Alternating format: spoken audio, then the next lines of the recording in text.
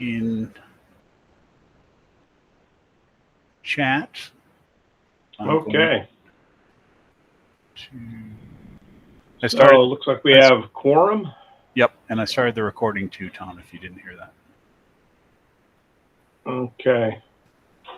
Something is wrong with my speakers, but my closed caption is working, so it's okay. It seems to be fine. Guess we'll call the meeting to order and go from there. If people can, do we have any Tom? Sorry, one speakers to for start attendance? the meeting? Actually, Tom, we're going to do an attendance. If everybody could type in present on the chat, that will give us a roll attendance.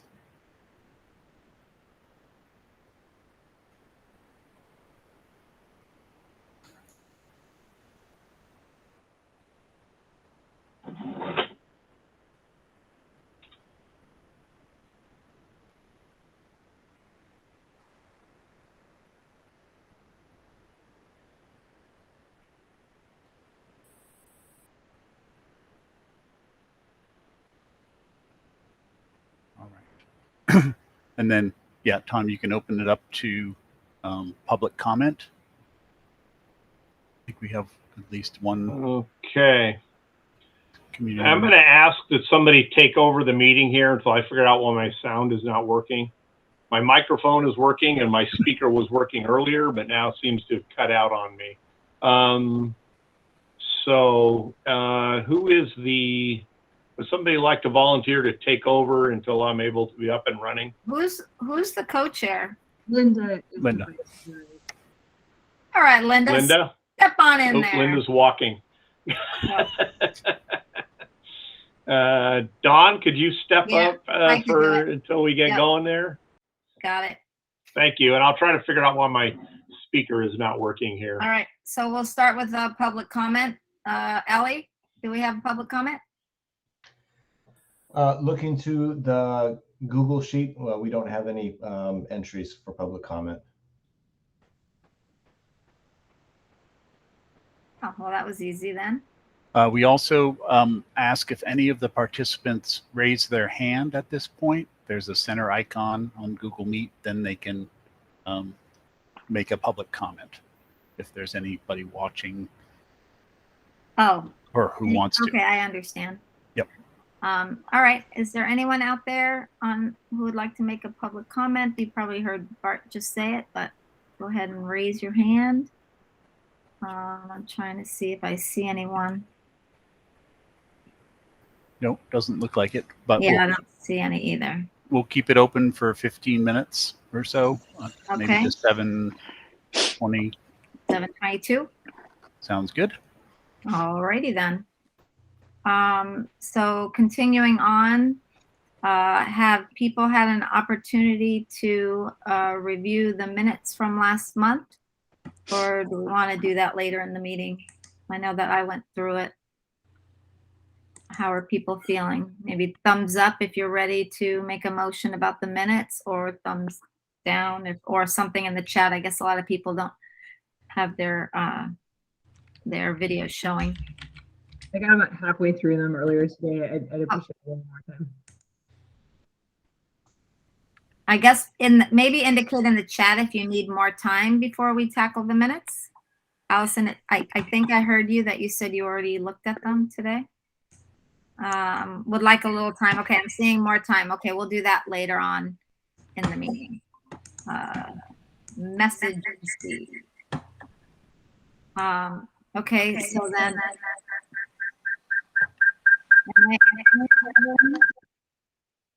that there must be mics open. Okay. So then going back to the agenda for today. Sorry, I have too many things open. Give me 1 second. All right, so the agenda for today. And Bart, do we have to, I guess this is shared on the website, so we don't need to share it with anyone who might be online, right? Yep, the document is public and posted on the website. Okay, so starting with old business, there's some information about the new member recruitment. Was someone planning on speaking about that? Was Tom planning on speaking about that? I can chime in, and then Okay. maybe Robert wants to Okay, about that sounds anything. great. So I'll start. So our new shared committee online application has gotten 4 applications open from the community members. We actually have 3 from Irvington and 1 from American. So that's good that we're getting some movement there. We've had a number of members who want to continue with the membership next year who are expiring, their terms are expiring, have also filled out that. So that's great. And we'll probably potentially want to do another push for mission attendance. That's the only specific audience that I don't think we have has answered our application. Robert, did you have anything to add? No, none offhand. It's good. And Bart, are you covering staff as well as parent community, or are you just referring to, is there an update on where we are with staff membership? Sure. Yes, we're anybody who wants to. There was an email that went out to the folks that are have this year's expiring membership, and they have chimed back in with applying if they want to stay on the committee, or responding to Tom and I if they want to move on. And so we've gotten some recent entries for that, so that's good. And I will be working with Mary and Tom, I guess, to finalize the applications and make sure we have people for each of the spots. Okay. I didn't get an email, and I'm expiring. That sounds like a weird thing to say. But is it because I already turned in my form? Correct. Look how I figured that out. All right. On my A game tonight. The first application on the new form. Well played. All right. Okay, so if there's nothing else, are there any questions about new member recruitment, or shall I go on to the next item? I think Allison has a hand raised. Look at me. Woohoo. You are good, thank you. Go ahead, Allison. Yeah, I'm having some audio issues too. So my first question was what the deadline for application was. And because I asked that at the last meeting and we didn't get a chance to answer it. And then my second question was, do we know whether or not the meetings will be virtual or in person next year? So our applications for the community members need to be to the board by the May meeting. So I think it's May 1st, I think, is really when they have to be in, because we have to build the agenda early enough to get to the board. So I'm going to say April 30th is our cutoff for community members. I think for the appointments, those are outside of meeting a board meeting. So those could probably go up to a few days before our first meeting in June. And then the other one was what was the other one? Sorry. Whether meetings would be virtual or in person next year, or we don't know. Yeah. Yes, if we drop out of our emergency condition in the state, then they will be in person. We haven't seen any change in legislation or any specific pieces there. So to maintain Brown compliance, we would be back in person if that happens. But there isn't, I don't think, we don't know if that's going to happen or not through the governor at this point.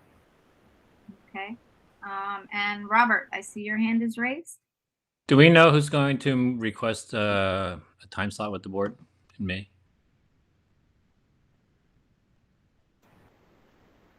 Mary has Mary Laska, our acting interim CTO, has the slot picked out for the TAC presentation. Is that what you're talking about, Robert? No, in order to have the board vote on new community members, then we need to request the board to do so and request a time slot for that. And Yes. usually it takes 2 to 4 weeks. Yep, that'll be, all of our applications need to be in by the 30th, April 30th, and then Mary Laska will shepherd that through the board. And she doesn't have to wait for the applications to come. She can separately request a time slot with the board. Oh, yes. I think it's already, yeah, I think that part has been scheduled. Okay, so Mary will take care of that. Great, thanks. Yep.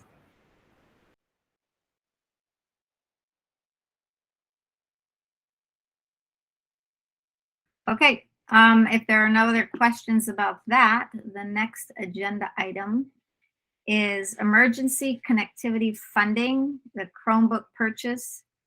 Tom has a document from Mary. I don't know if Tom's sound is working yet.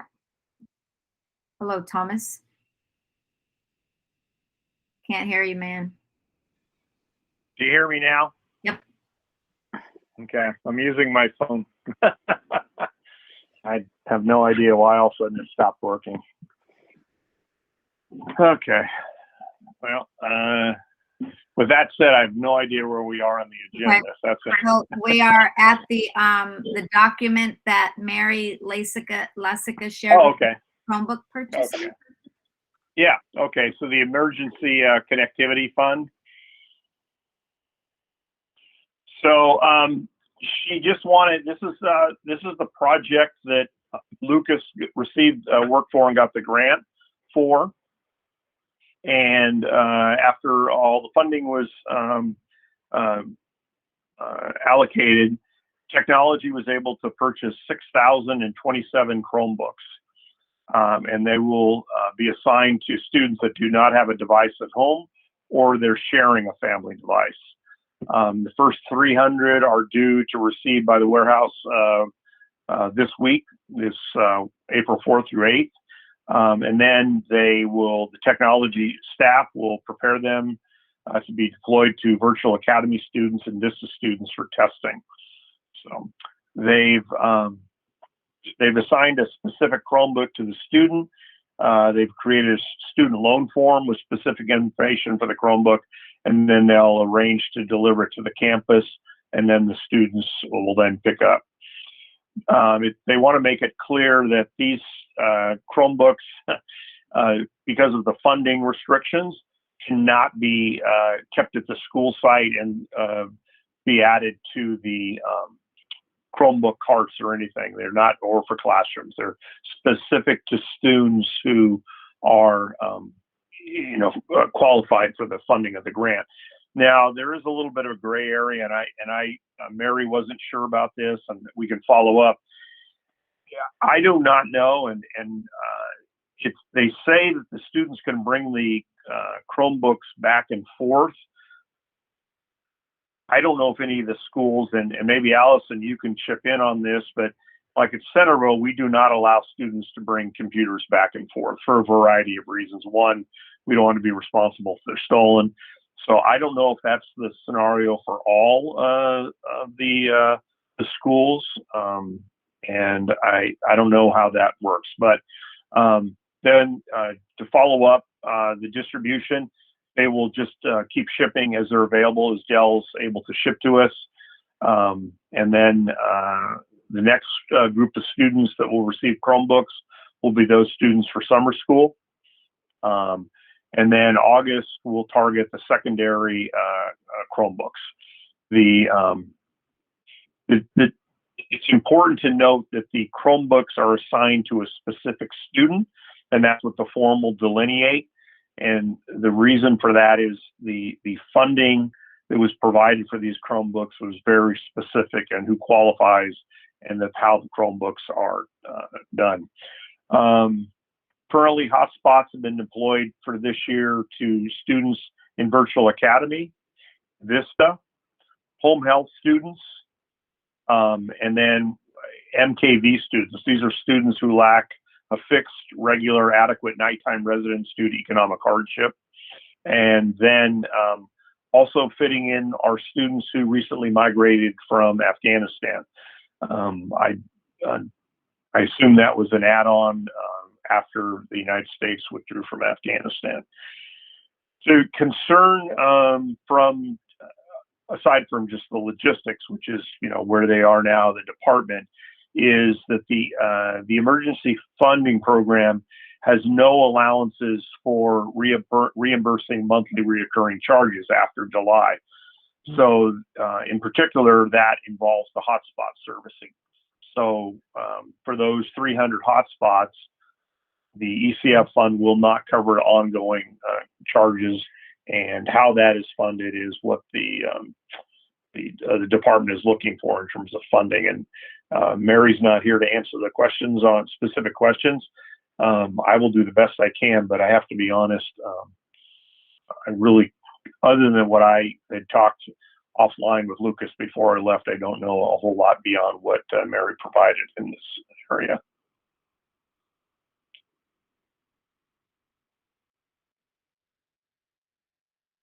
So Any Don, I questions? assume you're taking the reins on the chairperson, and so you know we delayed approving the minutes until people had a chance to review them. You're muted. I don't want to get feedback from my phone on the microphone here. So I got that done. So we're just delaying the approval of minutes on that. And then let's see here, I go here. Okay.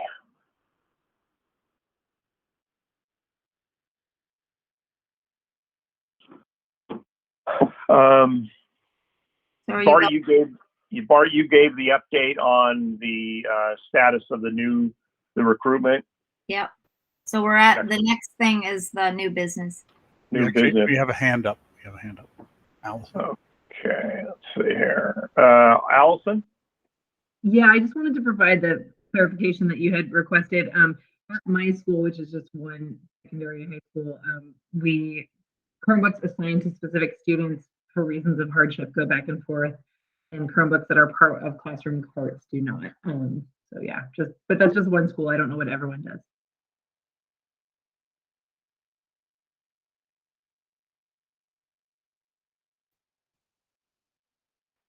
Bart, you have your hand up? Yep, thank you. As we're coming to the close of our open communication, I just want to reach out to anybody who's on the meeting who is interested in providing any public feedback. Please raise your hand.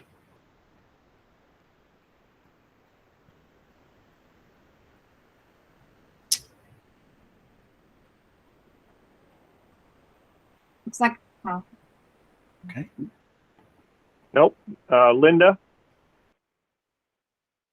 Yeah, so I got some feedback today from some parents requesting, we must be having some issues with Infinite Campus and just getting notifications out to parents. Parents are talking about they're not getting any or very little communication from schools, and I believe it's due to some not conflict, but some settings in Infinite Campus. I'm not sure. I originally had this issue and I had it fixed, but it was told to me that it was because I had an FUSD account as well, which didn't make sense to me because I know there are a number of teachers that have FUSD accounts that have students in the district as well. So I'm not sure whether there's something going on with Infinite Campus that it's not getting. I don't think communications are getting out to all parents as is necessary. And I just got that comment today from some parents. Yeah, I don't know. Don maybe has an answer. I know that when I send an email to the parents are getting the email, and I would assume that most of those parents don't have FUSD accounts. So, but that doesn't mean that. I will say I know that there are some parents, they don't realize that if they didn't put their email address when they register or they don't update in the system, that they're not going to get updates on Infinite Campus. And I have had a few parents reach out to me and say, Mr. Burbeck, my son said that you sent me an email. And then I get their email and I give it to Marlene, our registrar, and it's updated, because we know that there are parents who did not, and, not understanding that if you're not in the system, you're not getting. But that said, maybe Dawn can give us a little bit more information there.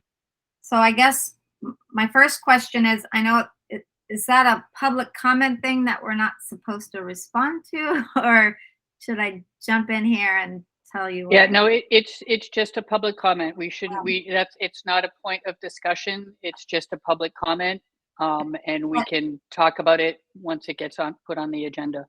Yeah, and if you want to have a side conversation about Infinite Campus, I can certainly help you with that. Okay, all right, yeah, this was just coming from I'm just trying to follow the rules here as far as. Yep, no, I just wanted to make the public comment and get it in there, and we can move on from there. I think there's. Yeah, and I think it's valuable to put it on the agenda. Yeah, I think. And actually, when I talked to Lucas, just so everybody knows, I think that this whether it's Infinite Campus or an LMS system, that should be a regularly agendized item, just so that people have, particularly on the committee, have the opportunity to give input, and any of these kind of clarification can be answered. You're absolutely right, Don. We're not supposed to comment, but I left the rules there because I know that was a problem for some of my parents. But and I did not add it to this agenda, but Lucas and I discussed whether it's Infinite Campus or if we adopt a new, maybe it's Bright Arrow. Just those communication systems that we work with the teachers and the community, that they be on the agenda every time to allow for discussion, comments, and discussion, so that we keep that information flowing to all the people that are involved in technology. I think that's a great idea, Tom. Yeah. Anne? I lowered, since we're not discussing this, but I too would be happy to help any parents that are having that, those kinds of issues, Linda or Dawn or anybody else, Robert. There's lots of little tips and tricks. Happy to help offline. Okay, thank you. I'd also throw in that agenda meeting minutes from last month, number 8, talks about that a little bit. Just throwing that out there. Okay, bye.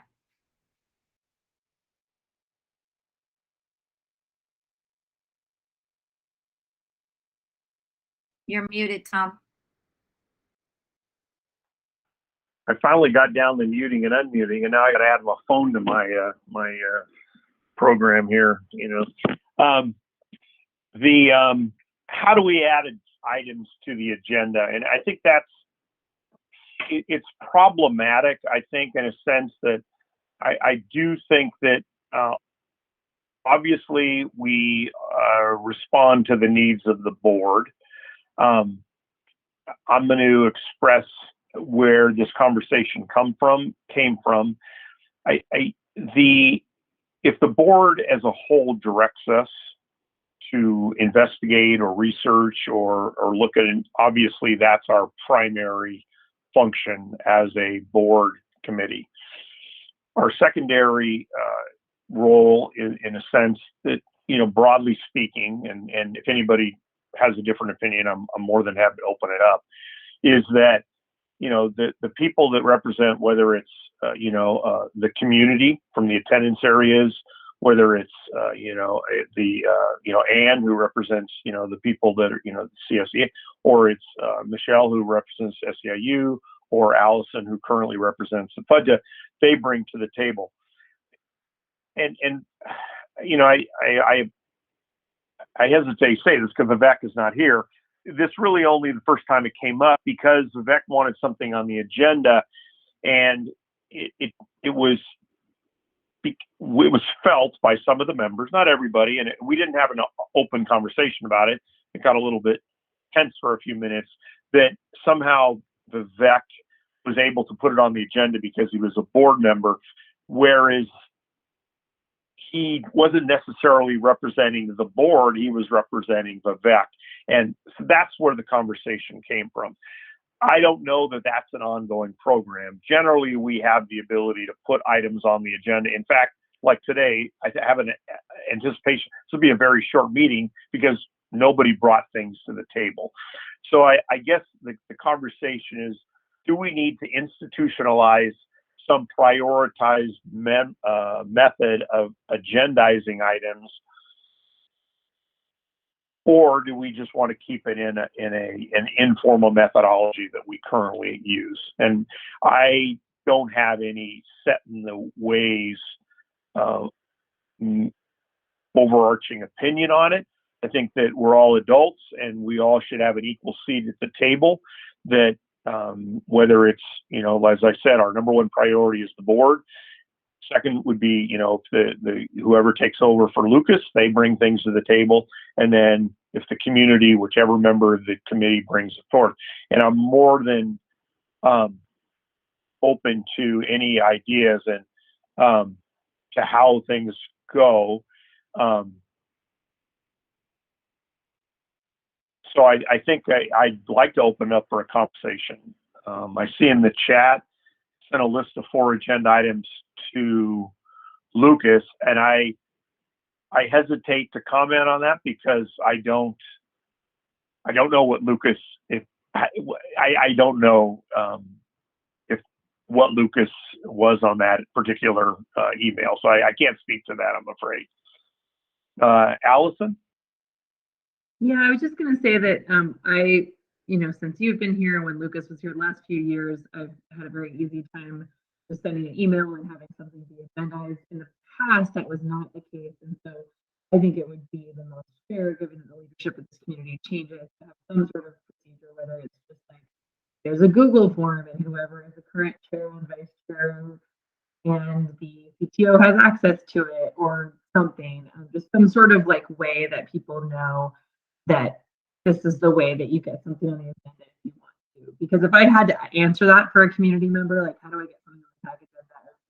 I don't know, you email these people and then what happens if you don't get it back?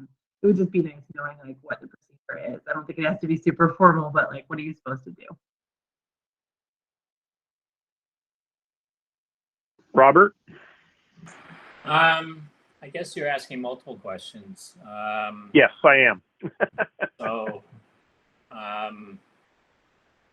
we could formalize it, but ultimately, I think it's, the chair leads the group and the chair has to kind of decide whether to, ultimately has some discretion on agenda items.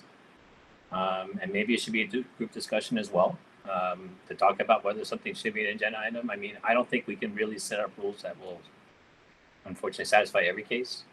So I think maybe we just have to have an agenda item to decide whether we're going to talk about something. That might be one way to go about it. But in general, I know Lucas, our CTO is always taking a big part of it, but ultimately I think it's the chair that runs the committee.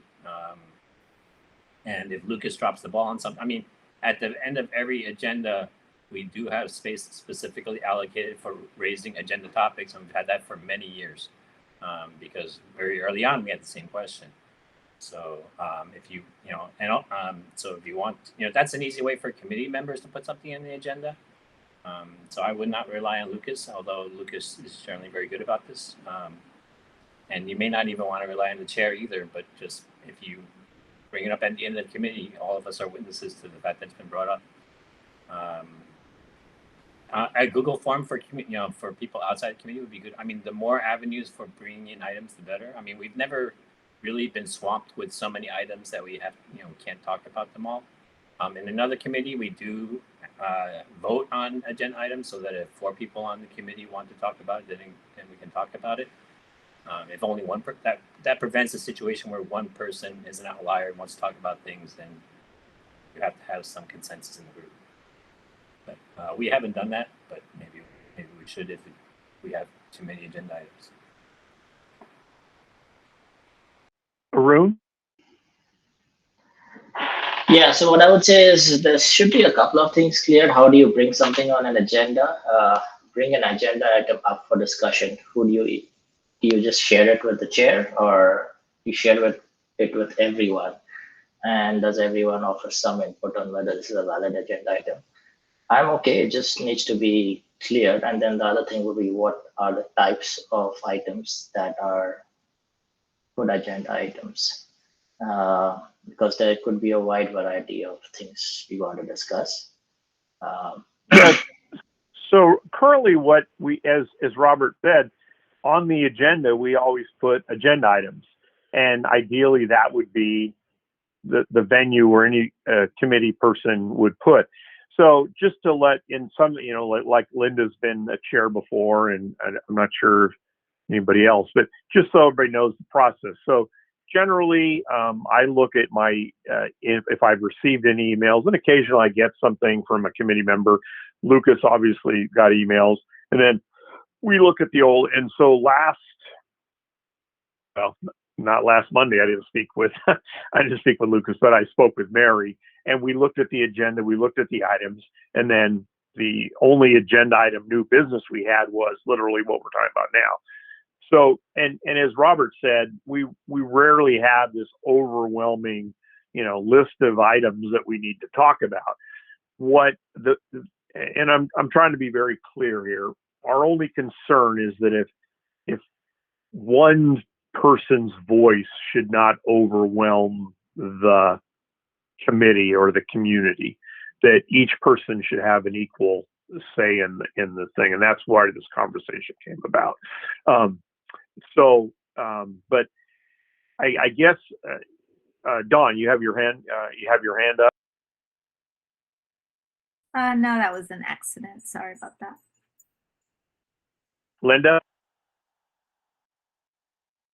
I guess I just want to make one point, is that we have the word advisory in our committee name, and to me that says we're supposed to be advising, and we're supposed to be advising the board, right? I mean, we should be taking direction for the most part. I mean, if we have issues and things to discuss, yes, but I mean, we should, in my view of how this should run, is we should be taking direction from the board, which basically comes from the CTO, right? The CTO is asked, the board would like to see these types of things, and the CTO would bring these. So when I was chair, it was all about what Lucas wanted on the, had to discuss at the meeting or needed advice on.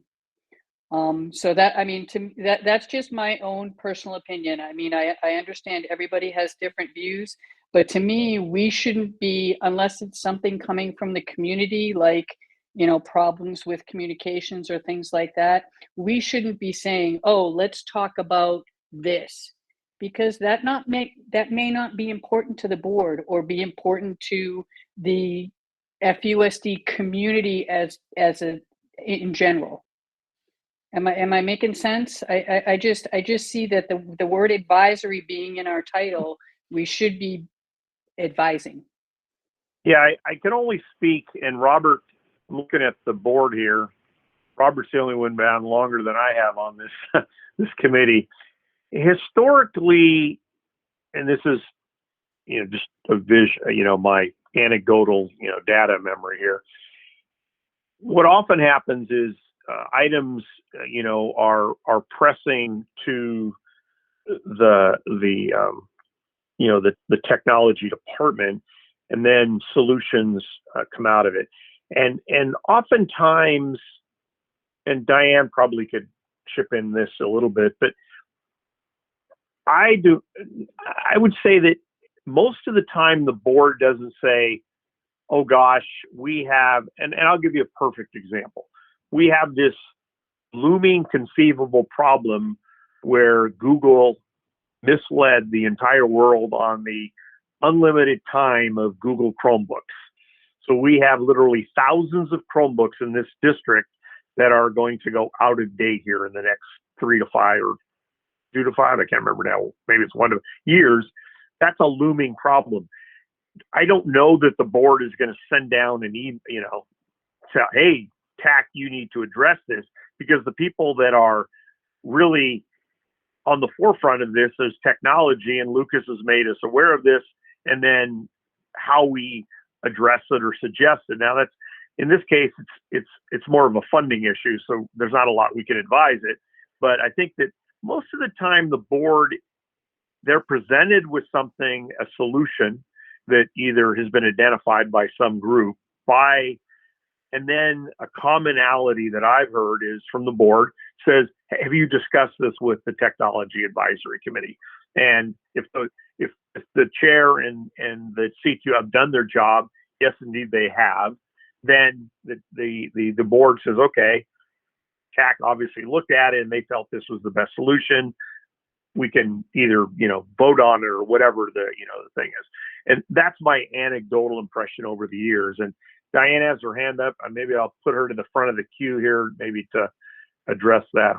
Give us some better vision from her in there. Yeah, I really appreciate that, Tom. And I think, I haven't been on this committee for very long, but I've been on other committees. And I think one of the challenges that our board has, and it isn't just with this committee, is that we have a lot of committees, and a lot of them we never hear from during the course of the year. And so I think at a board level, we need to make some decisions about what kind of direction we're going to give to each committee and how frequently we want to hear reports back from those committees. Because I do think we have a disconnect where we have some committees doing incredibly important work and we never even hear from them. And other committees that maybe we need to reconsider because we aren't hearing from them and they're never making quorum and they really aren't serving their intended purpose. Now, I think this committee is doing incredible work, and we don't have a very good structure for getting your feedback or giving you direction. And that's on us to fix. So I appreciate what you just said, and I will take this to heart and see what we can do to move forward so that we're getting the important information from you that we need to make decisions, and that we're giving you the direction that we need to give you so that we're all on the same page. Thank you. Bart. Thank you. I had 2 points. One, which is good for our committee, is we are due to present to the board. So I think Tom and Mary are supposed to kind of come together on that one. I don't know I think she has a date for that. So that would hopefully, maybe that can be more of a two-way communication, as we want to be available to take input as well as giving, not just the PowerPoint summary of the 5 things or whatever that we tackled or whatever. So maybe that's more of a conversation in that presentation. We'll open that up. And then the other one is, if we are ever needing agenda items, one of the tenets of our committee is to look to future needs. And there's always a bunch of interesting future technology that's going to start touching our students. Somebody came by with a little translator device, and those are potentially going out to students. What does that mean? Where is that recorded? Is the privacy things with that? Does it, who owns that? And any number of different pieces that will be continuing to grow in our district. So I just wanted to say, keep an agenda item open to talk about any future technology. Thanks. Thank you. Allison? Yeah, I just wanted to say, as the FUD to rep here, that I would just urge us to not restrict our agenda only to items directly asked by the board, just because of a couple of things. This is the only technology committee currently existing in the district. There used to be staff technology committees, and those don't exist anymore. And so if there are things happening at the sites dealing with technology that are really important, the board might not necessarily know about those. And so the fact that we have an SEIU and a CSEA and a FUDTO representative and community representative. And same thing goes for everything else, right, at the school sites, but also things happening for the parents and for, you know, all of our users. Michelle, in many cases, has brought up the ways in which, for example, our custodial staff uses computers that I think the board would not necessarily know when they're managing all these committees, that they need to ask about how is it going with the custodian's computer access, right? And so for us to restrict ourselves just to things that have been directly asked by the board seems like not a good idea when there are no other venues for people to bring things up in terms of technology in the district. So maybe back to what Tom was suggesting, which is kind of like, you know, we have this procedure for putting forward items and the board ones get priority, but there's still a space for things that are brought up by other members of our community to their representatives on this community, on this committee. I think that would be very important because the board can't anticipate every possible need or problem or technological issue that's going to happen. Mayor?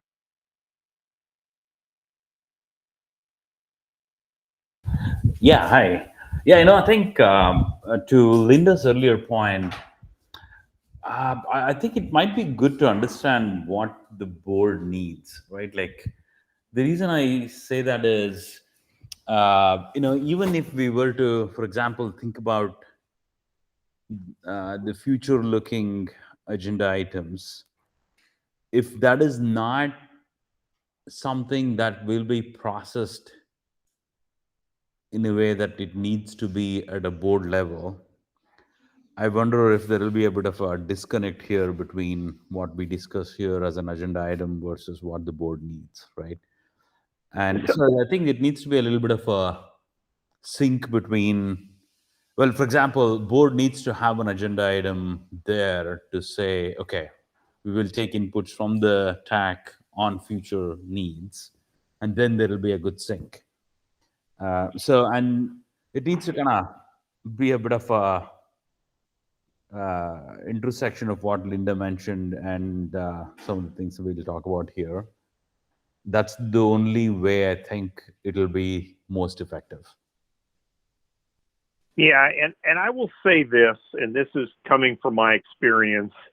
One of the interesting things, and I'll allow myself old man talking here, is that what's interesting about education that's different than the business world where I came from is the technology in education, and I think has a lot to do with because we have young, whether it's young students or young teachers, they drive the technology. So and Robert can speak to this, they were at Hopkins Junior High, they were stringing wires, parents were stringing internet cables before the district even had computers in every classrooms. And continually, whether it's the students telling a teacher about this new program or a young teacher coming in and I have young teachers on my side. Have you tried this? Have you tried this? So I think and it's not, I don't want to say it's a fault that the technology in many ways is driven by the users in education. Whereas when I worked in the business world, and I hate to age myself, but when we went from no spreadsheet to Lotus, it was driven from the top down. It's like, you're going to use Lotus. Then we went to Excel, but it wasn't me sitting there saying, man, I really need to use Excel. So it's an interesting dynamic where I think the board is kind of there, and Diane's not out there every day looking what's on the cutting edge of educational technology. She's trying to frame the overall philosophical, finances and vision of the district, where, Dawn is at CNI and she goes to a conference and she sees the newest software that's being made available to teachers. So it's always this push from the bottom, I feel, and I could be totally wrong. But that's where I personally have often felt that we, and that includes me, we don't get enough input from whether it's, the teachers. I mean, there's still teachers that don't understand that Allison is on the committee to represent what they need. I don't know if how many people in Ann's, you understand, hey, if there's a better way of doing, maybe that they can talk to Ann. And so I don't know how much of the community knows that they can reach out to the Arun and say, hey, Arun, you need to bring this too. How we do that, I think that's a committee decision and of an outreach, I think. So next on the queue is Robert. So I think I also agree in general with Allison and others. Yes, our priority is the board, but if you go back to the bylaws, the board is item number 2, and item number 1 is just being a general advisor. And I don't exactly remember why we wrote it that way, but I mean, when we first formed this committee, is because of, I don't want to say chaos, but it was hard to get some things done in technology and to find the right people, and having an official committee was one way to do that. I think the board has largely driven what we have done, although they have 10 million things going on and they don't have time to think about technology every day. And in fact, they don't think about technology enough. So they don't have enough. I would say, and in some sense, there's not enough direct board-related activities to keep our committee going because they're dealing with policies and what have you. The tech department, Lucas, that's formerly run by Lucas, they drive a lot of what we have to do, and this committee is an easy way for them to get some feedback on some of the things that they're doing. And it also depends on the board members. We've had some board members that are more interested in technology, and they want to understand things better. They want someone to look into something that's happening, and so it's the board is not a singular body. It's made of 5 very strong and dedicated individuals, each of which has their own passion, and each of which doesn't have time to necessarily look in technology, so they tend to refer things to us when they want to know more. Very individualistic. It changes every few years. Some years we're really busy, and some years we're not as busy. Yeah, I think Don? as long as I think I saw a comment there. Looks like from what I'm hearing, board is very receptive to the advice, even if it is not something that board asked for advice on. Looks like there is a path where the board is receptive, which is awesome to hear. So I will say this, Lucas and I, it's unfortunate, we had just started talking about, instead of doing a formal once a, half-hour presentation to the board on what we'd done, he was looking at more of a model where, say, 4 times a year, we do a 5 to 10 minute presentation on where we were on things. He felt there would be the board, it would just bring to their mind that we were here, and then give them a sense of, like they would know that we had been discussing LMSs. That way, if Diane has constituents that are unhappy with, for Infinite Campus, that TAC is looking at different LMSs. So we, instead of this formalized, long presentation of what we did, it was more just a brief update to let them know what we were working on. And that way it would keep in them to the forefront of their mind. Oh, there is TAC. And if we have issues, we do hear things, we can, refer it to them. So, Dawn, I apologize. You had your hand up. No problem. I think that everyone is right. I think that, Allison is absolutely correct that we're here to represent our whoever we're here representing, right? And Tom's right that not everyone knows that they can bring things to us so we can bring it to TAC. We're here, obviously, like Linda said, as an advisory committee, but it doesn't mean we can only advise on questions that the board asks us. We can advise on things that maybe are not on their radar, which is where then the CTO comes in, right? So when we rolled out Infinite Campus and there was a lot going on, Lucas said, you know what, these are a lot of misconceptions I'm hearing. It would be great if Dawn could present at TAC and share out, right?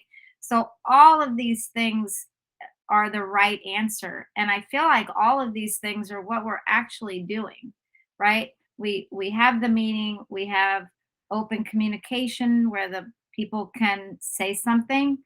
You know, we have the CTO update, we have, and then the CTO update, and then we have the agenda that's driven by the chairperson and Lucas, or well, the CTO, excuse me. I miss Lucas. But then we have, if we have the opportunity at the end of every meeting to say, hey, I would like to add this as an agenda item. I feel like that kind of covers it. And I, you know, it's funny because we don't always seem to have a lot of things that we want on future agenda items, but we always seem to go over our time somehow.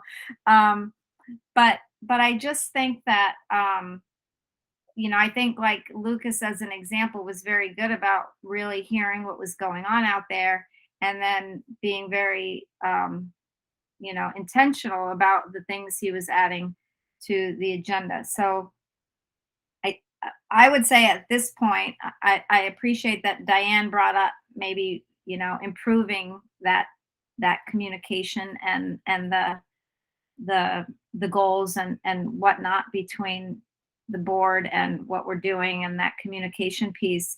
But I think kind of doing what we're doing is really fine. But I love the idea of just ending every meeting with, does anyone have anything they want to add to next agenda item? And I also like the idea of reflecting on things that were brought up in public comment. You know, maybe something came up in public comment at the end of the meeting where we say, you know what, I've been hearing a lot about that too, and so has Ann, and so has Tom.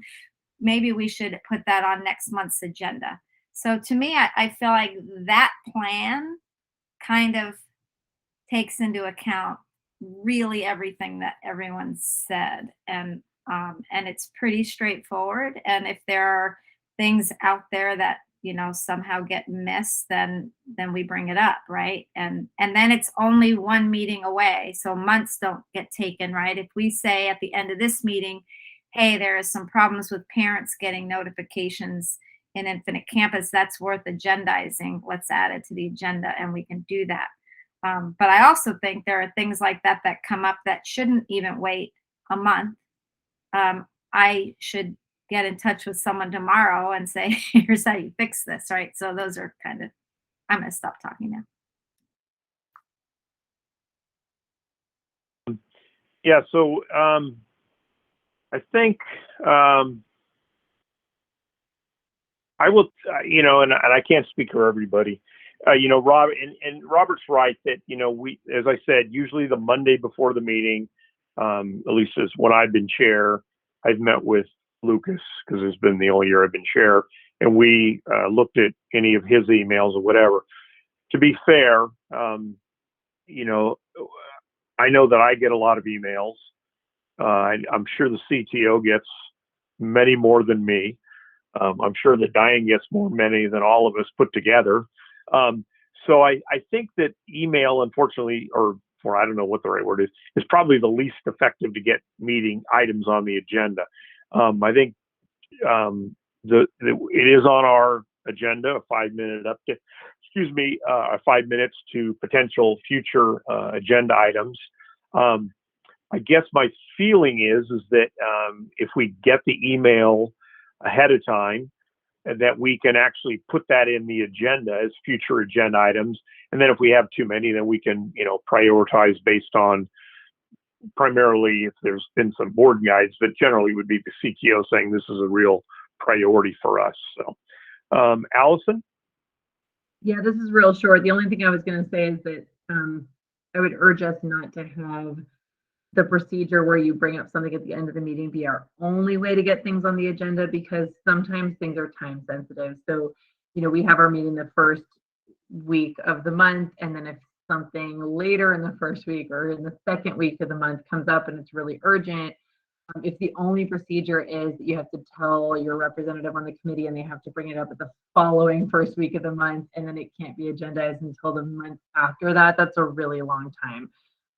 So in what we've been currently doing, I think, is that you can email Lucas or Tom or Linda or, you know, one of the main officers and say, hey, this is really urgent and needs to be on the agenda, and then that could be something that would be brought up sooner than that. I would just urge us to have Right. something that's a little bit more time responsive than only the end of Yeah, the so week. I guess my feeling is, I guess we could formalize this. Ideally, ahead of time, and it gets in, before we end the meeting today. Then if I guess if you really want, if there's a crisis or you feel there's a crisis, you email not just the CTO, but you also email the chairperson. And the reality is that if you don't get a response within a day or two, you should probably email them again. I think that's the reality in today's day and age.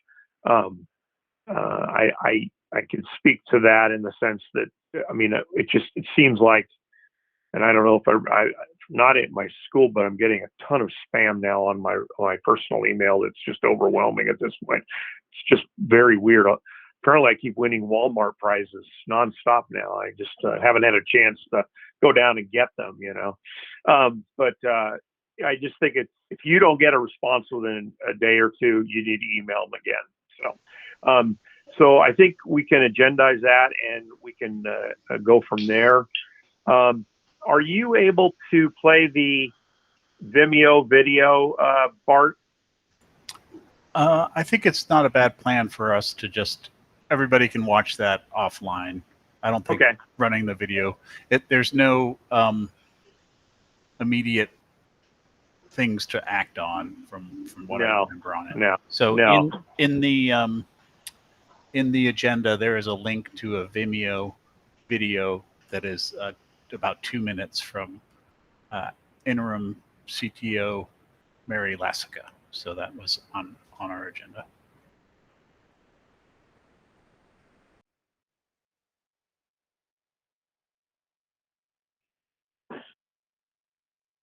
I just put the link in the chat as well, so you can watch that as well there. So, I'm sorry, Ann, you had your hand up? Yes, a couple of things. One, I think in order to allow time for people to suggest agenda items at the end of a meeting, we need to appoint a timekeeper at the beginning of the meeting and stick to the time so that we're not bumping the minutes approval till the end, running out of time, extending the meeting.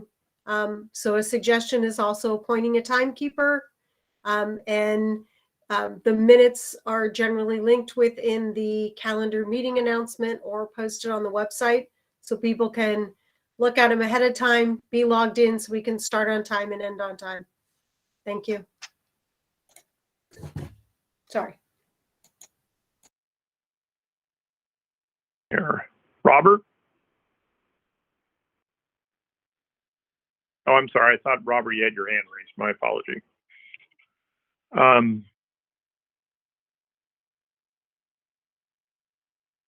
Hi, Tom, you're on mute.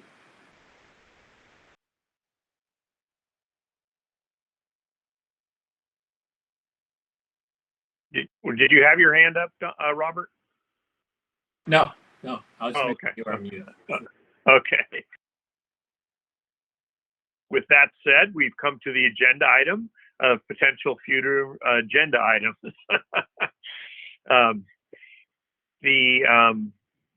Now I don't know the timeline for a new CTO.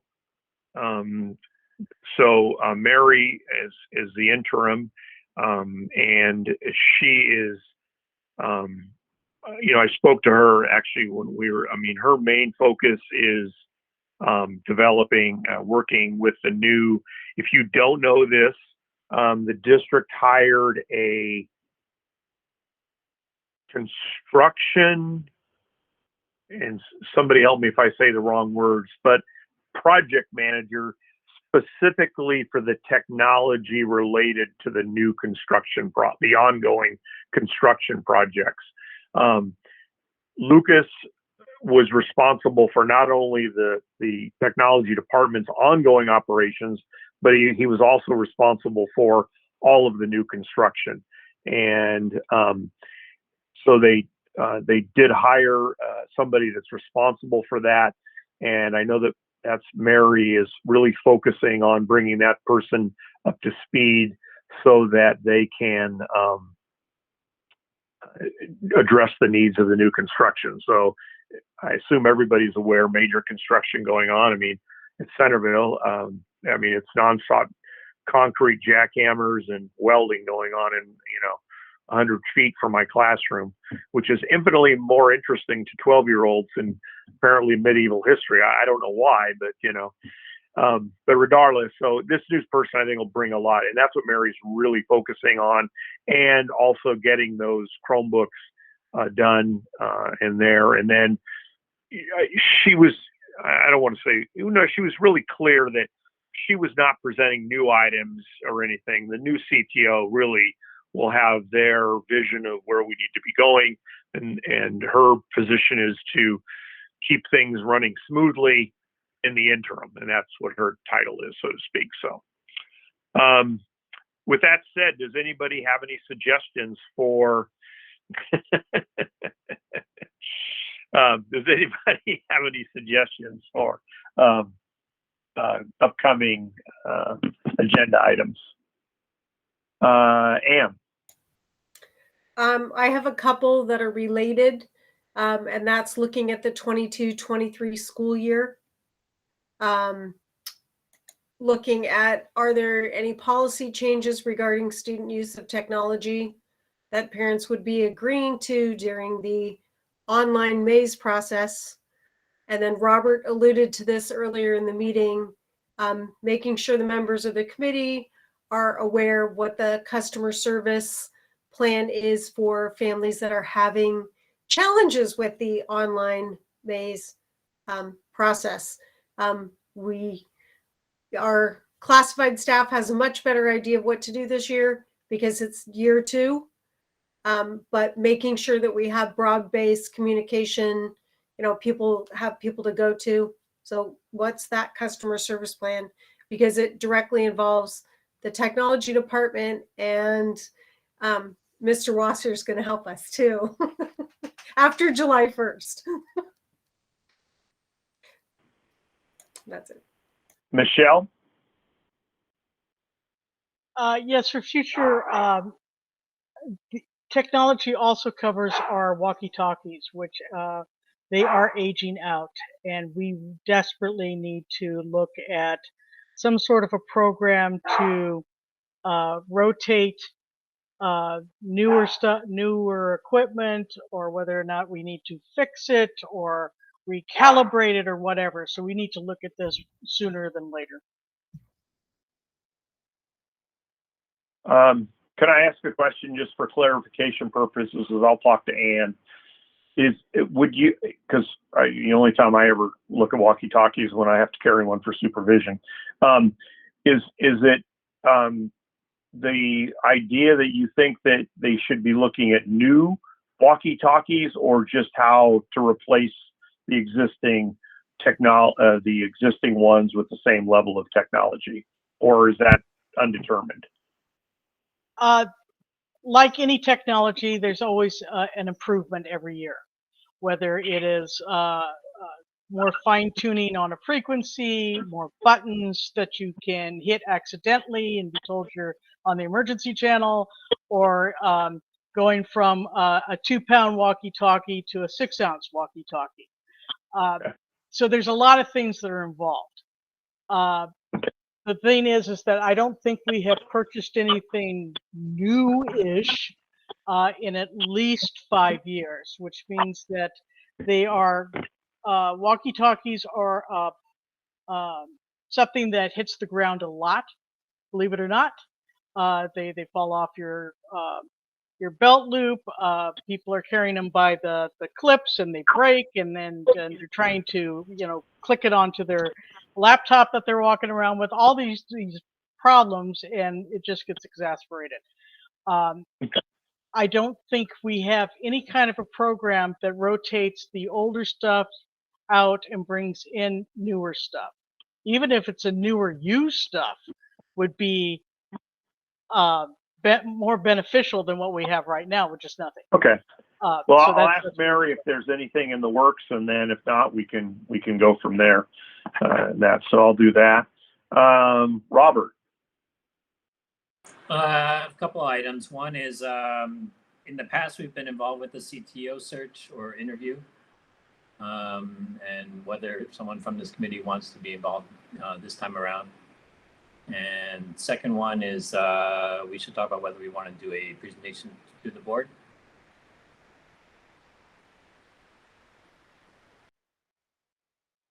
Yeah, I just started to work with Lucas, and he had like as I said, I alluded to his different vision of the presentation.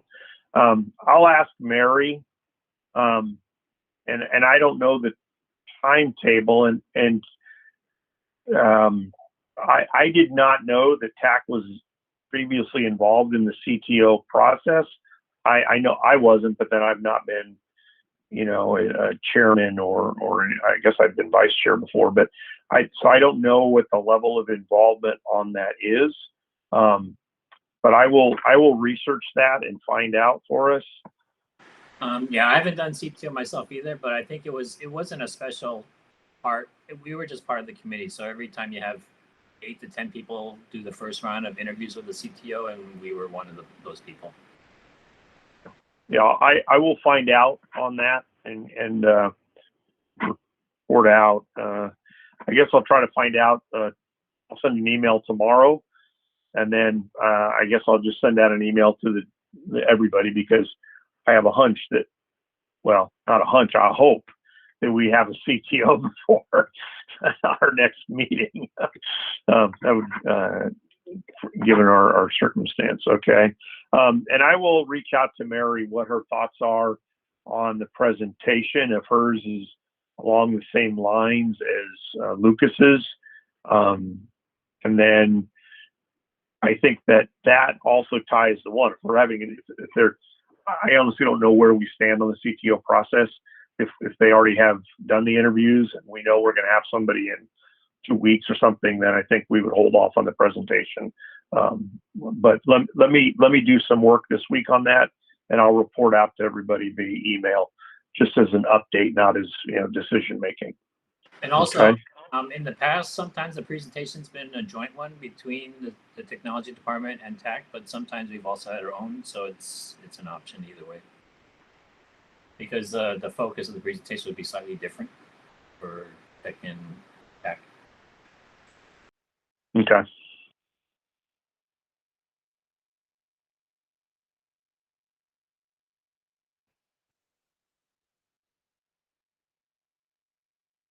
You're on mute, Tom. Thank you. I will talk to Mary, get a couple of resolutions there.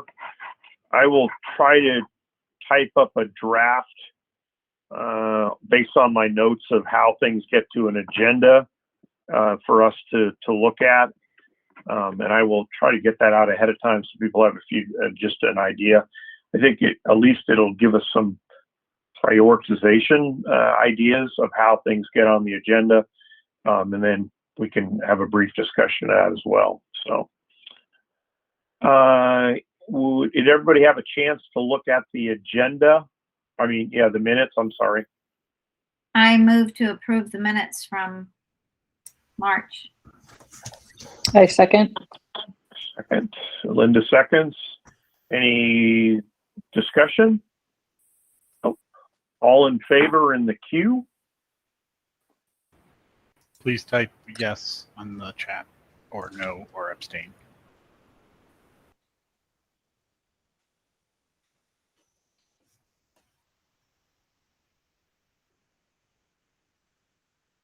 Okay. Just a reminder that next meeting is our last